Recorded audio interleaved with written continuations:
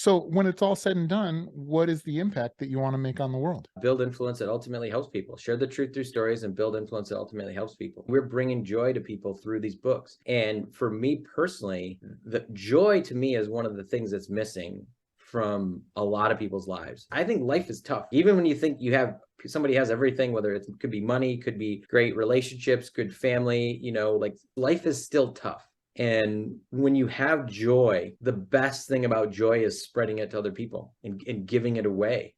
That's what we're doing. We are bringing some joy into the world with silly stories that are fun, that give you a reason to spend time with someone that you love, right? Or that give you a reason to laugh. I don't know if there's a better thing you could possibly sell in the world than joy.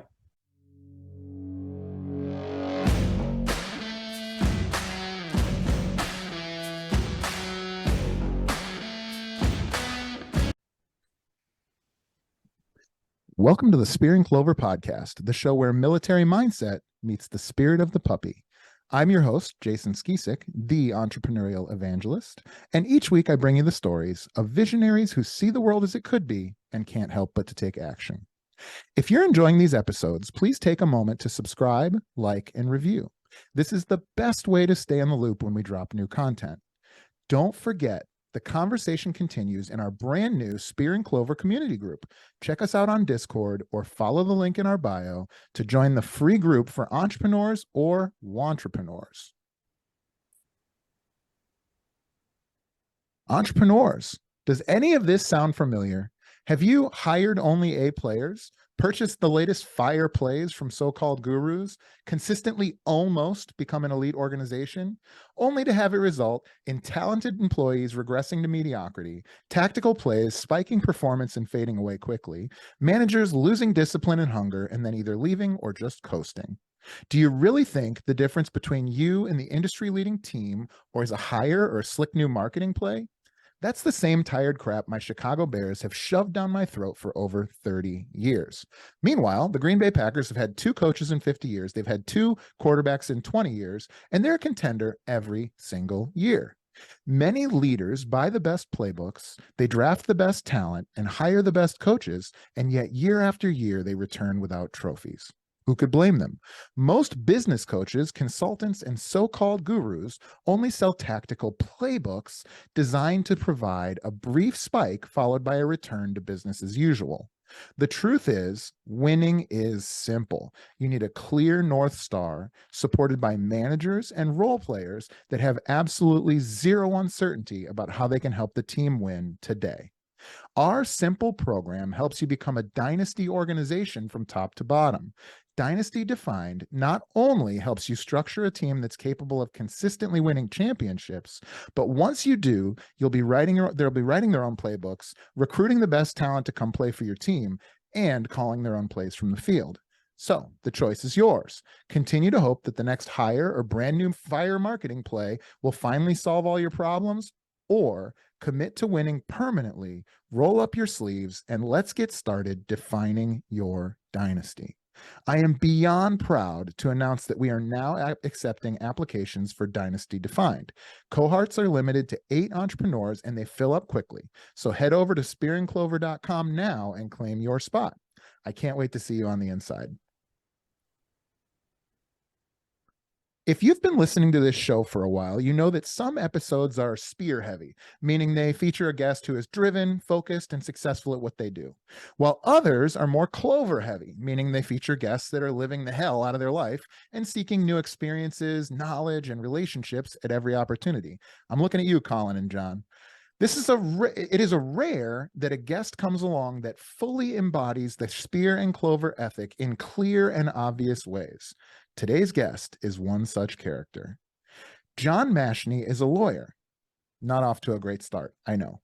John Mashni is a lawyer that serves visionary entrepreneurs. Okay, now I'm listening. John Mashni is a lawyer that serves visionary entrepreneurs and writes children's books.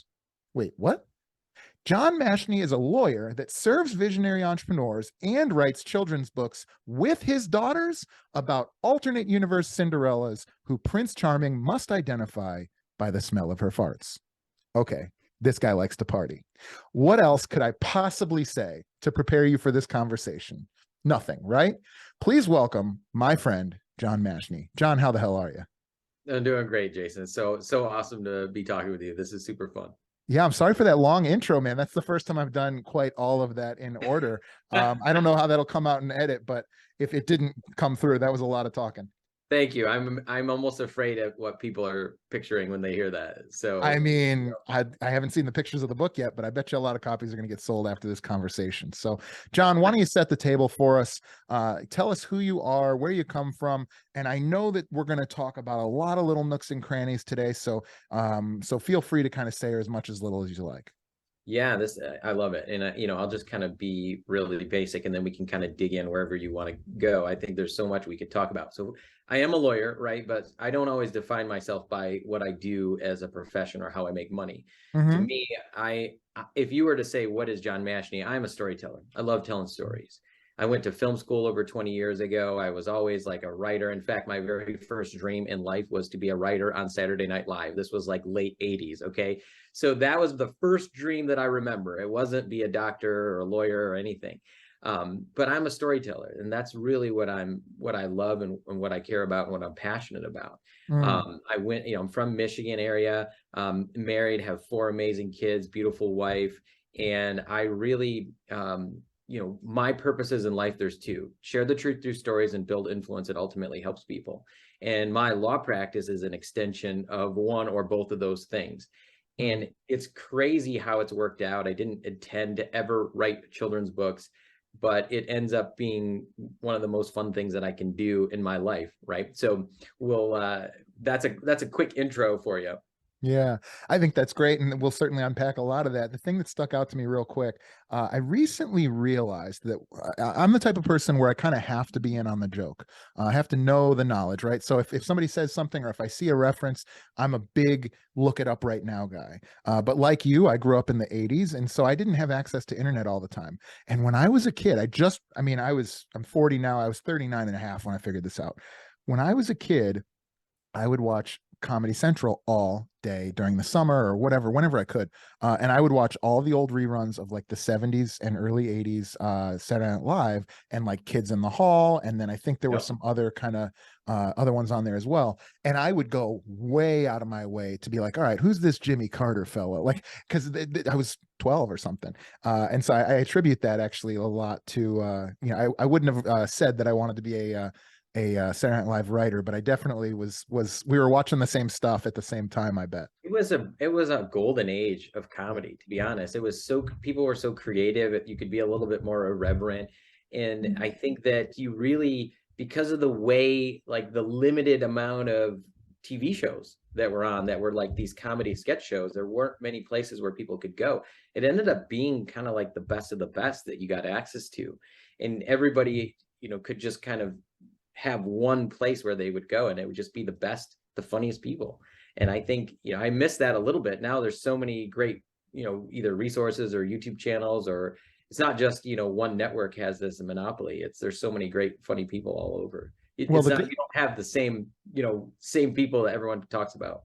yeah, well, the good news for somebody like you who wants to produce movies is that now technology has made it so that we have so many channels and so much technology available to us that while you may have had a tough time if you wanted to create the next blockbuster, you probably wouldn't have a tough time making a video or a straight to Amazon movie that maybe would impact a bunch of people. So there is kind of the flip side of those coins as well. So let's just jump right into the writing of children's books. So how did this happen? How did this come about? Smelling Cinderella's farts. Let's talk about it a little bit. Yeah. Sure.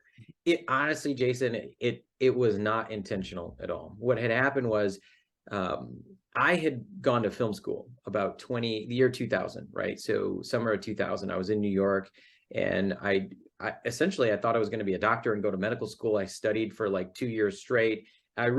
What happened was I burned myself out. I just had no energy left to do anything.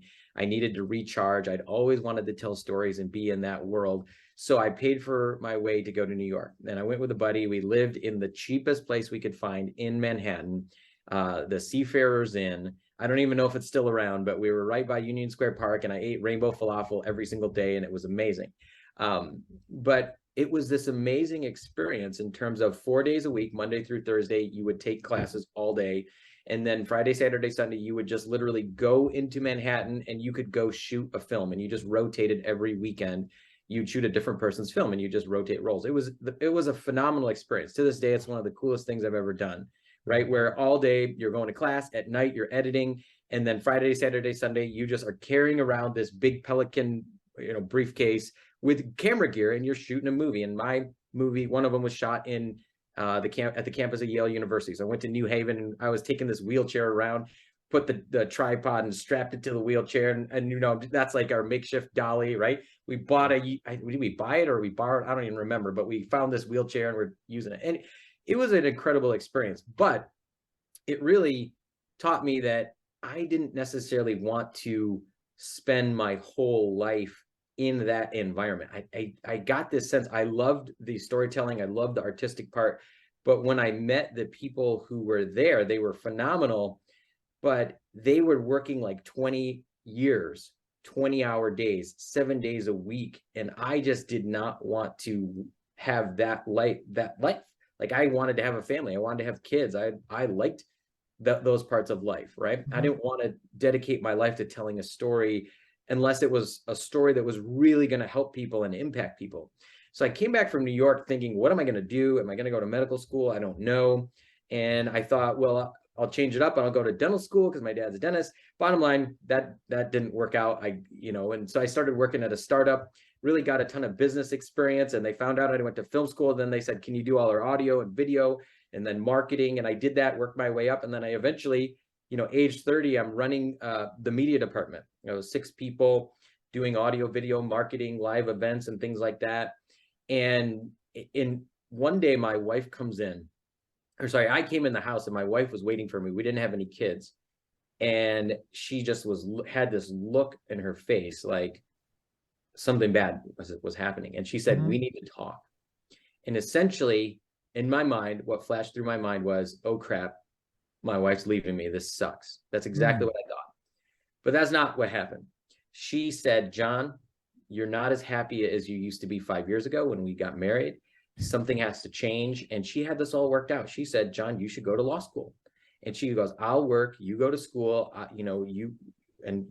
she's like, based on your grades, you can get this scholarship and blah, blah, blah. And I thought she was crazy. I thought that was like the first time in my life I'd ever thought of going to law school, was that moment in February 2009. And it wasn't actually a good time to go to law school. If you remember, like February 2009, like everyone was like, don't go to law school. That's when I went to finance school, by the way. It was, so you remember, yeah, it's similar, right? You remember this. Yeah. Well, what happened was, it was like amazing. We took about 30 days. We kind of thought about it, prayed about it, just figured out. But in March, we said, let's do it. I literally studied during my lunchtime, right? I drove to the UPS store across the street and studied, was working in Flint, Michigan. And I just studied in my spare time, took the LSAT in June, got accepted to law school in September 2009, quit my job in the middle of December. And then literally 2 weeks later, I was in law school. Wow. And when I went through that process, and this we'll get to the books, but I think this is important to understand. I felt like I had this amazing opportunity that I had to take advantage of. And the opportunity I felt at the time was, I am completely reinventing myself. And at that time, I'd started multiple businesses, right? I had my own audio and video freelance company. I'd worked on productions. I'd worked with filmmakers, right? I'd done sales. I had like a digital product I sold online. And so I'd had different business and entrepreneurial experience. I'd had management experience. I'd worked at this startup that kind of had gotten big. And I just felt like I felt a little trapped. I never really benefited when I was out there taking risks. It was the risk for the company, and I didn't feel like I benefited. So now I felt like I'm getting a chance to start over, reinvent myself. And all these notes, still to this day, I had this Google spreadsheet, right? And I just took all these notes about reinvention and reinventing yourself. And I felt like this is like a test. I'm supposed to implement all this stuff and then take notes along the way. And at some point, I'll turn it into a book. Okay. So I went to law school, 3 years later, graduate, had 2 kids while I was in law school. My wife got in a crazy car accident at the very beginning. She had 9 surgeries. So we had 2 kids in between surgeries, you know, nine surgeries for my wife. It was a crazy time. But graduated, got a great job, a pretty big firm in Michigan, in Lansing. And about a couple of years out of law school, I pulled out those notes and I thought, I got to turn this into a book on reinventing yourself. Mhm. And I started writing articles online. They're all online. They're on Medium and then my website, johnmashni.com. And I started writing articles about reinventing yourself. And I started attracting an audience. I built a big email list and I started, you know, building an audience of people who like my writing on reinvention. And so eventually I thought, what do you do when you write? You write a book, right? So I'd been involved with various online communities and writers and all these kind of things. And I was a busy lawyer at this time. So I, you know, bill by the, you know, every 6-minute increment. And I was doing business, tax, intellectual property. I actually got into entertainment because one of my film buddies said, John, we hate lawyers, but we like you. Can you help us with our film? So I still do entertainment law to this day with, you know, all sorts of film and television and books and movies and stuff like that. And what I really didn't have very much time at all. So I literally carved out, I read The One Thing. I love The One Thing book. And it said, you know, you got to carve out the one thing. And for me, the one thing was writing. So I carved out 15 minutes a day to write this nonfiction book, full book, right, on reinvention. And I'd been working on it. I still have the book proposal that I wrote. I still have all these notes. And one day a good friend came out to me and we were having lunch. And he said, how's the book coming? And I said, it's going okay. I was doing all this research. And he said, how much time are you putting into this? I said, 15 minutes a day. He said, John, you're not going to finish this book until you're like 60 years old. It's just never going to get done. And he said, you gotta publish something like next year. And this was December 2019. He said, you got to publish something next year. I don't care what it is. You just got to publish something. And then the following week, the same guy who's one of my best friends in the world comes over to my house and he says, you know, we're just playing, you were joking with the kids, joking with the family. And my kids start to tell this guy, Jerome, say, Jerome, listen to the stories that my dad tells us at night. And I was like, oh no, oh my goodness, what are they going to tell my friend Jerome, who's also a pastor, by the way? Okay. And so I'm like, oh my goodness, what are they going to tell him? And they start telling him multiple stories that I told them at bedtime that are, I was like, kids, these are like private family stories. And the main one that they loved, because at the time was the story of my first book, Cindertooth. And of course, I think you know, but the basic gist of the story is that it's the story of Cinderella, except when the clock strikes midnight, she runs out of the castle, runs away from the ball. She loses her slipper, but when she bends over, she picks up her slipper. But as she bends over, she toots, she farts. And then she grabs the slipper and then runs away and disappears. And so instead of the prince finding the slipper and then having to go around and find out who fits in this slipper, all he has to identify his true love is the smell of her toot. So he has to go around the kingdom asking all the maidens to pass gas to find the smell of his true love. That's Cindertooth. That's that was the story I told my kids because I was making fun of fairy tales, why my daughters and my son liked fairy tales. Because I just thought it was funny and it was silly and I was trying to get them to go to sleep. Well, they tell this Cindertooth story to my friend Jerome and he can't stop laughing. He thinks it's hilarious. And he basically said, John, you have to write Cindertooth and it's got to come out next year. Like, no questions. Ditch the reinvention book. Like, when you have more time, work on the reinvention book. But you gotta put Cindertooth out next year. Like, it's got to happen. And I thought he was insane. I still think he's insane now that I've done it. But it was such a crazy idea. Like, I am a corporate lawyer. I'm working with big clients and financial institutions and helping people with multi-million-dollar transactions. And now I'm going to go write a fart book, Cinderella fart book. To me, it just seems such a crazy, silly idea that I just said, no way, I'm not going to do it. And how much money would I make anyway? Right? Like, it doesn't make any sense. But I started to really think about it because he was like, you got to do it. This is what you got to do. And it was December 2019. And what really pushed me over the edge was I am a busy person. I am like whatever you think of as a, kind of big firm lawyer. Like, work a ton. And I was looking for ways to spend more time with my kids. Like, honestly, I was looking for ways that I could spend more time with my kids, that I could teach my kids like some of the values, some of the things I believe in, to teach them how to be entrepreneurs or business owners or be creative or chase dreams, like all these things you want to teach your kids. So I started to talk to my wife about it. And I said, what if I wrote this book and I did it with the kids and I involved them in every step of the process?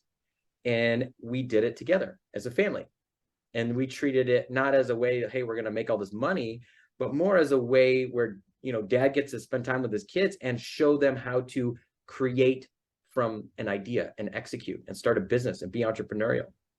And that's what really pushed me over the edge to say, okay, fine. This is a crazy idea. In fact, a really great coach that I've worked with before, Richie Norton, he says his first book was called The Power of Starting Something Stupid. And I literally thought, I can't think of anything stupider than this. So this, I guess this is it, right? Like that's what I thought at the time. And December 2019, I outlined the story, the best version of the story. I did a first draft. And what happened was I, years before, had met a woman in an online course who was launching a book called How to Self-Publish a Children's Book. And I thought she was crazy. I just was like, I will never do this. Like, it's cool for you, but I will never do this. But I still bought her book because I just like to buy books of people that I, know. So the book was sitting on my shelf and my wife made fun of it for years, saying, John, why did you buy this book? You're never going to use this book. And I was like, well, I support people. She's like, can I throw it out? I'm like, no, don't throw it out. You never, whatever. So when I had this idea for Cindertooth, I saw the book on the shelf and I gotta read this book. I gotta call Evie, right, the author. And I reached out to her and she was amazing. She basically said, you could totally do it. Here's what you do. Follow my system. I did, took her course, read her book. She was amazing. She helped me figure out all the stuff that would have taken me, 100 hours to figure out. And in December 2019, I had a first draft. I hired an amazing editor. She used to edit at Disney books, Disney children's books. That was just an incredible tip, hire an editor. And the pandemic hit. So I finished draft 15 of Cindertooth, I believe. And it was March 2020. And I just could not publish the book. I couldn't bring myself to publish the book. And I'd made a decision I wanted to self-publish. So I put the book down, didn't touch it for about 2 months, just because it's the pandemic and it's just like, there was so much uncertainty. I had no idea, people were hurting. It was scary. But here's what happened. We got through that first month and a half, right? And I started to realize like people are depressed, people are sad, like people are scared. And it was about midnight on a Wednesday night, first week of May. And I was up, no one else was up in my house, but I found the final draft of Cindertooth. We hadn't hired an illustrator yet. And I literally found it and I said, well, why don't I just read it? I hadn't read it in 2 months. And I pulled up my own book, right? And I started reading and I laughed out loud reading my own book. Because you just forget, like, oh my gosh, this is funny. This is so silly. This is so stupid. But it's funny. It's making me laugh. And I had this kind of realization, like, if I'm laughing, and it just felt so good to laugh at that point in time, May 2020, I thought, I think this is kind of what the world needs, like some little silliness, little humor, little joy, right? It's like everybody's kind of gloom and doom and people were very scared. And honestly, it was a scary time. But that convinced me. I said, okay, we got to publish this thing. And I just got connected with an amazing illustrator. And I followed kind of the plan that Evie helped me put together. And that's how we came up with Cindertooth. That's it. That's the story of Cindertooth. And there's more to it, but it's been amazing. It's been honestly such an amazing experience. And now, we've had so much fun writing Cindertooth that I told the kids, like, why don't we turn some of the other stories that I told them? So now every book that comes out isn't something I just made up. It's something I made up to tell my kids at bedtime.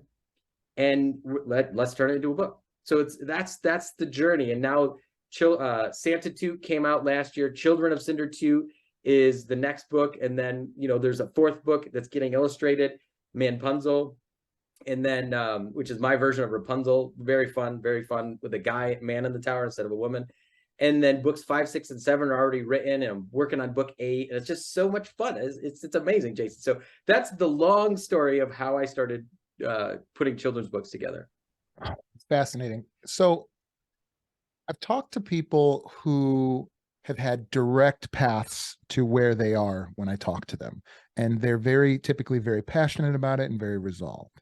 And I've talked to people, myself included, who have had very circuitous paths. They did this, then they did that, then this was sort of apropos of nothing, and da da da da da. And usually, when I hear them tell a story, it's not.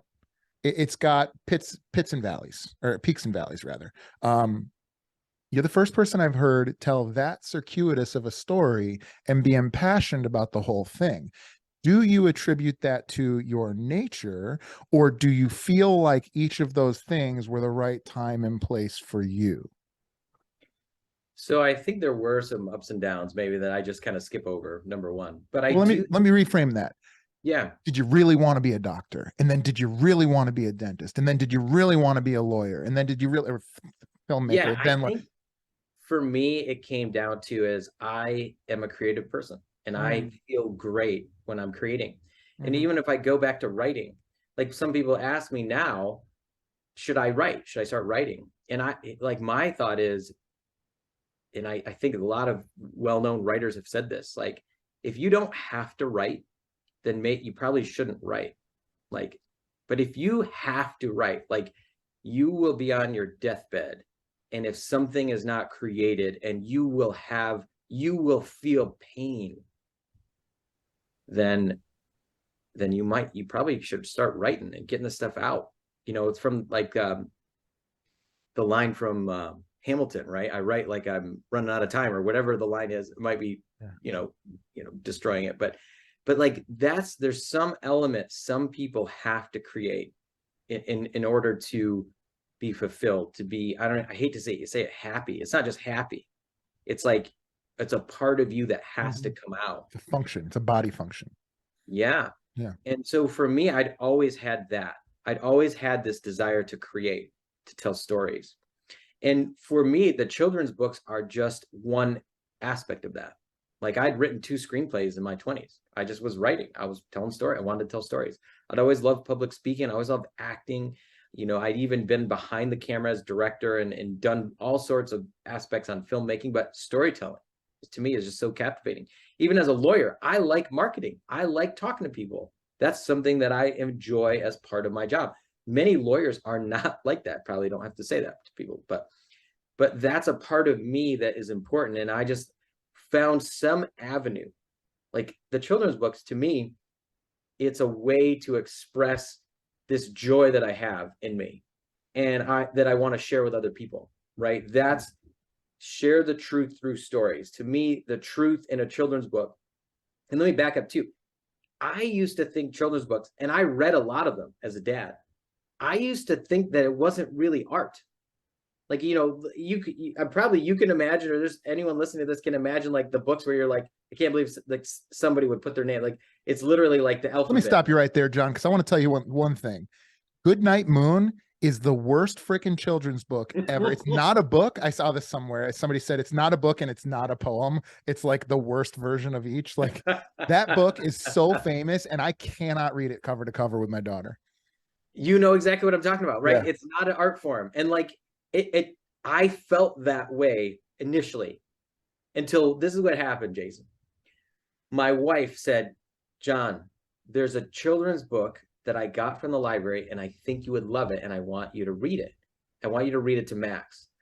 And initially I was like, I'm sorry, you know what? I'm talking with Max. We're talking about other stuff. We're watching, Marvel movies or whatever. Like, we're not going to read a children's book together. And so she returned it, and I never read it. And then finally, like a couple months later, she goes, I got the book again, and I left it on Max's bed, and you have to read it to him. Like, you will love it. And of course, I should know this lesson by now in my life. Always listen to my wife. She knows me so well, right? I know that lesson. I've only been hearing this for 46 minutes. So here's what happened. I sat down on the bed and I saw the book, and I was immediately intrigued. I was like, oh. The book was The Legend of Rock, Paper, Scissors by Adam Rex. And if you know the book, to this day, it is my favorite book. like not children's book. It's an incredible book. Like it is so good.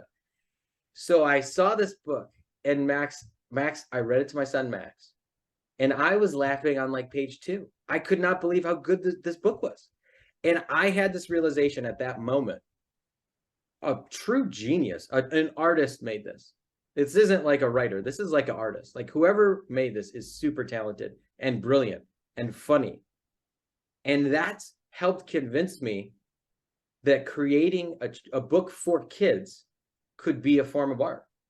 And when I was writing Cinder 2 and like editing, and the editor would say, change this word, do this, you know, I literally put as much thought into word choices in a fart book as I would put into writing like a $20,000 tax opinion.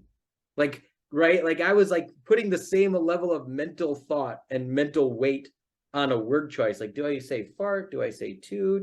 You know, do we change it up? Do we, you know, what, like, I was putting the same level of mental thought into it. And I think the difference was reading that book, Legend of Rock, Paper, Scissors, opened my eyes to say, this is an art form. There's brilliant, funny people that do this, and I can aspire to be them. And I think there's so many people that do it better than me, but it's just me expressing what makes me me. So like there's a great quote, I might have even told you this before, but it's the secret to life is to take all the things that made you weird as a kid and then learn how to make money from them when you're older. And that's right. And I had saved that quote for years. And I thought, well, what does this even mean? And when I started writing these crazy books, I thought, oh, there's something to this.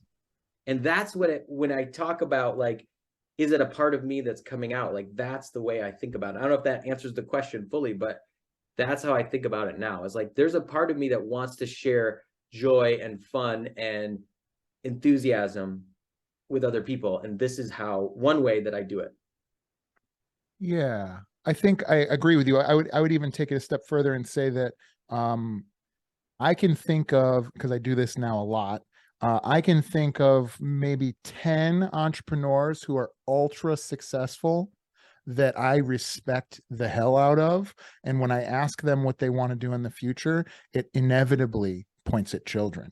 And I think it's because the smartest of us and the ones that don't need to prove anything to anybody realize that really is the future. And so if you want to leave a lasting impact, become fucking Raffi, I guess. I don't know. But by the way, super interesting guy. Or, you know, Where the Sidewalk Ends, Shelf Silverstein, or any of these people. By the way, I'm sure these people have committed atrocities that I'm unaware of and blah, blah, blah, blah, blah. But another thing that stands out to me about you is how well you seem to know yourself.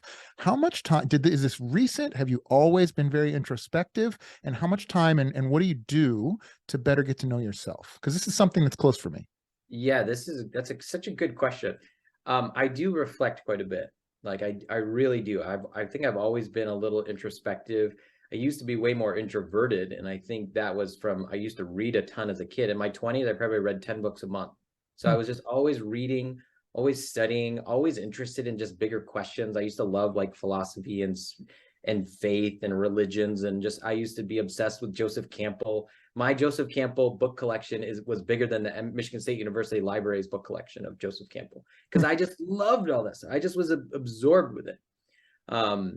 So I've always been introspective, I think, and reflective, self-reflecting, or introspective. I've journaled for a long time just because it helps you get your thoughts out. And I do think that for me, I do have a focus on, there's an amazing part of spending time with kids that you just, to me, I don't know if it's a secret of life or whatever it is, but like the energy of kids is so amazing. Why is it that kids can get, like, have you ever laughed with kids? It's sometimes the most fun thing you could ever do. You just tell a silly joke, or I hate to say it, but like somebody farts, and then all of a sudden it's like kids can't stop laughing, right? It's just pure joy. And for me, like, to go back to like, how do I think about myself, or do I reflect or introspective?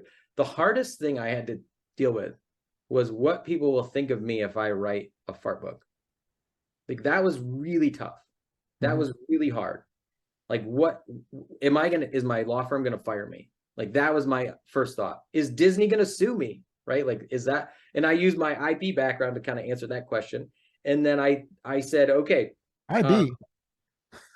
I'm an intellectual property lawyer too. So business Oh, I taxes. thought you said investment banking. I get No, it. no, IB, not got IB. it. Yeah, no. Yeah, because they only use stuff that they could steal because it was outside of the Yeah. for the So listeners, almost every single, like Little Mermaid, Aladdin, all these stories are adopted from times before there was like whatever patent holders, or I don't know the exact in the public domain for the most public part. domain. Right? Yeah, it's all Yeah. public domain. And so I was afraid Disney was going to sue me until I found this Cinderella version from 1803, which I saved, right? And I only included elements of Cinderella that were in the 1803 version, right? So again, my intellectual property background helped me tell the story. And I actually thought, well, if Disney sues me, I mean, I guess it means I'm pissing off somebody really big. So I guess that might mean the book's doing well. But here's kind of how I thought of it. I was embarrassed initially to tell people this story. I was embarrassed for my friend to know I'm telling fart stories to my kids. And here's what changed. I sent him the final draft, and he said he was the first person that read the story outside of my family. He said he's got 5 kids. He read the draft with no pictures to his kids, and he sent me a message that still was so amazing. He said, "Thank you for giving me 30 minutes of joy with my kids." Oh. And I read that, and I still almost get like goosebumps when I see that, because when I had discussions with the kids, we were saying, like, how much should we charge for the book? Like, I want the kids to be involved in that conversation. And I said, what are we selling, kids? And they said, we're selling books, we're selling, whatever. I said, no, we sell 30 minutes of joy with the child. And sometimes the child doesn't even need to be there, right? And so I said, what would you pay for 30 minutes of joy with anybody? And that's where, to me, like, it becomes almost like a mission. Like, you're excited to tell the best story you can. You're excited to put more into it. And you don't care. Like, if someone doesn't like one of my books, God bless, I think for me, it's now like, it says more about them than me, right? Or more about them than the book, right? There's many people who, maybe not like the topic as much, but the people who like it, they love it because they laugh.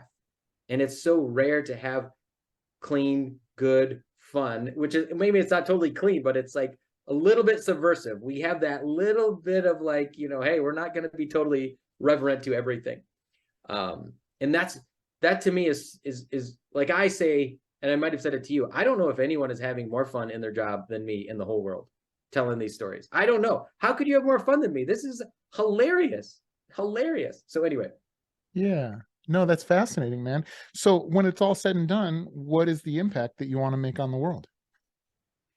Build influence that ultimately helps people. Share the truth through stories and build influence that ultimately helps people. I mean, we're bringing joy to people through these books. And for me personally, the joy to me is one of the things that's missing from a lot of people's lives. I think life is tough. If you just were to, try to reflect and think about like life, like it's tough. Like, even when you think somebody has everything, whether it could be money, could be great relationships, good family, like life is still tough. And there's lots of people that will drag you down, lots of things that will drag you down. And when you have joy, the best thing about joy is spreading it to other people and giving it away. And that's what we're trying to do that's what I'm trying to teach my kids, is like, that's what we're doing. We are bringing some joy into the world with silly stories that are fun, that give you a reason to spend time with someone that you love, right? Or that give you a reason to laugh. And to me, I don't know if there's a better thing you could possibly sell in the world than joy, than giving joy to people. So that's what gets me so excited. I mean, I still have a very busy law practice. I devote 15 minutes a day to my books. Like, that's it still. But I've just developed a great team of people and a great system. And really, it's an excuse to spend more time with my kids. John Mashni, you're a star. You just don't know it yet. There are 2 questions that I ask everybody that comes on the show, and I'd like to ask you those questions now. Are you ready? Of course, yeah. All right. Number 1, if you had access to unlimited financial capital, how would you profitably grow your businesses? You can answer for multiple different directions. So if you had access to unlimited financial capital, how would you profitably grow your businesses? Wow. Well, I think that's, to me, and again, this is just my initial response. I don't know if I have, the perfect answer, but the first thing I always say is money is never your problem. Like, so to me, if you think like money is the problem is thinking that money is the problem, right? Like I often say to people that I don't think people like it very much, but anything you can buy with money is worthless. Like what's really worth things in life are the things that you can't buy with money. You can't buy trust. You can't buy integrity. You can't buy compassion. You can't buy service, caring, things like that. So to me, like it's not about money or needing money in a business. It's about embracing the limitations that you have, whatever they are. What if it's a dollar amount, fine. But like in the creative process, I think limitations are actually the best thing, right? That's the best thing. A budget. It's fantastic. It brings out creativity. It's a tool. Like artists know this, creative people know this. So how would I build a business? I would it's kind of what we talked about. Find what you're passionate about, what you're excited about, and then double down on it and find how your skills and your unique abilities can help you build a business. For me, it's sharing joy through talking to people, right? Like I told you too, I was like super bullish on like this being on podcasts and sharing the message and really not trying to sell books, trying to sell joy, like give it away to people. So to me, that's a loaded question because I work with tons of startups and there's lots of different strategies that we talk about all the time. And how can you get acquired and how can you, raise money and attract investors? At some point you have to be investable and look good to your ultimate end consumer, whether it's an investor, customer, client. But, I feel like I'm dancing around the answer, but ultimately to me, it's not, usually your problem is not a money problem. It's an idea, it's a creativity problem, and really customized to, what you're good at. Use your abilities and then build the team around you to fill in the gaps. Well, I'll have to watch it back a few times, but I think that was an excellent answer. You also just made me realize that children's books are haikus. Separately, second question is, this one's going to be tough, maybe. If you had to stop doing everything you've ever tried professionally and start something totally new that you've never done before from scratch, what do you think that might be? That I'm not doing now. That you've never done. Wow. I mean, I think for me, it's got to be something that I think that has to be done, right? Like to me, telling stories, I don't know. I feel like I do tell stories now. And like, to me, there's a recipe for happiness. Like to me, happiness is a skill. It's not necessarily like a feeling. Like it's literally, I believe it's a skill. And to me, there's two aspects to it. One is, I think to be happy, you have to serve other people. And then two, you have to create something. So I would look at and say, who do I want to serve? And then what do I want to create? And it doesn't have to be something physical, like a book. It can be an organization. It could be a team. It could be whatever. So if I were to say, like, what would I do professionally?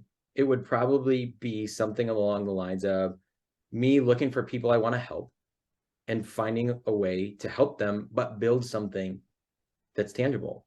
I'm going to disqualify that as an answer. Okay, so that doesn't count. You are still a lawyer. I'm going to call you out right fucking now. You still are a lawyer. I'm going to ask for a cute answer. I would do public speaking. How about that? I think that's a perfect answer for you. I think that is a perfect answer for you. With that, John, where can folks find you? Where can folks buy the books? Anybody who's still here is going to buy that book. That is so cool. You can go to all the books are on Amazon. Go to Amazon.com, look up my name, John Mashni, or Cindertoot. There's Cindertoot, there's Santatoot, there's Children of Cindertoot, and then Manpunzel. It's gonna be out is probably soon if it's not out when people hear this. You can go to johnmashni.com. I'm on Instagram, Twitter, LinkedIn, and Medium. I write a bunch of articles, and actually go to IMDb. You could check me out on IMDb too. So Awesome. There you John go. Mashni, you're a bad motherfucker, man. Thank you so much for coming on. You're welcome back on anytime. Thanks, Jason.